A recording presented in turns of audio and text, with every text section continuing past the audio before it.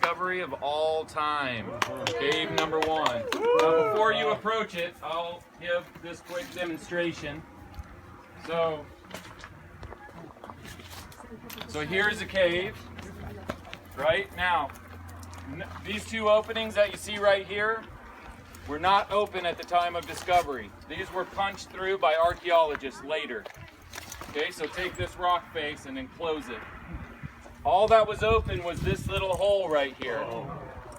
Okay, so this Bedouin shepherd named Muhammad al-Dib, which means Muhammad the Wolf, was in here, and he lost a goat. And he came down here, and I don't know why he decided, but he threw a rock in there and he heard pottery break. So he climbed through this hole into the cave, and he saw these jars lined up against the rock ledge that you'll see on your right when you go in.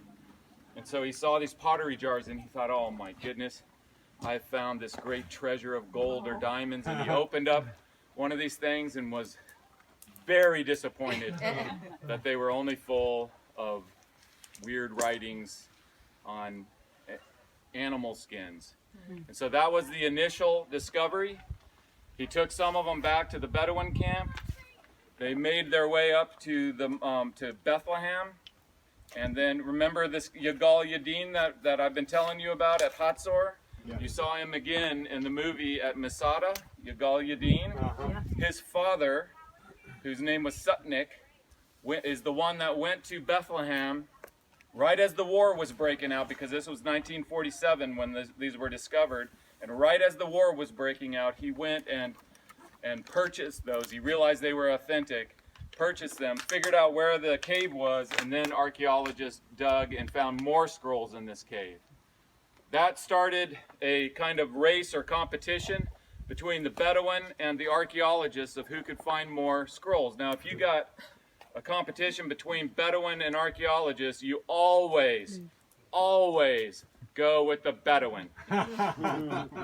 They know every little nook and cranny, and just for the heck of it, they crawl in holes like that. Okay, so we're talking.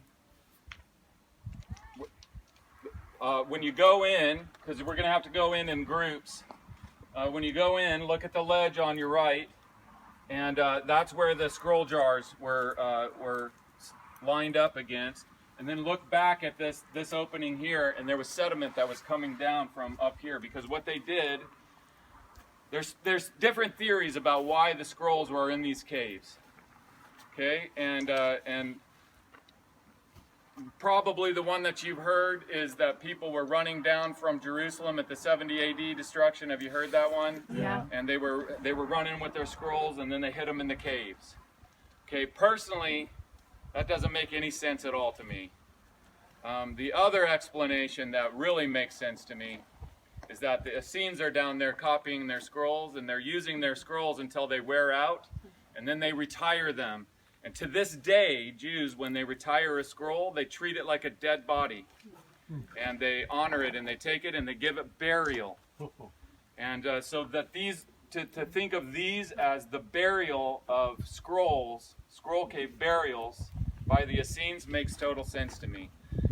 What else makes sense in that explanation is that you have scrolls in the same cave that date everywhere from the end of the 3rd century all the way up into the 1st century AD. So you have quite a range of scrolls. In other words, they wore out and buried them over a long period of time. Why would you, when you're running for your life from Jerusalem, run all the way down here from Jerusalem and then decide, okay, well, let's put them in this cave then? It just doesn't make any sense to me. It doesn't mean that it didn't happen. Maybe that's exactly what happened. But to me, it doesn't make sense.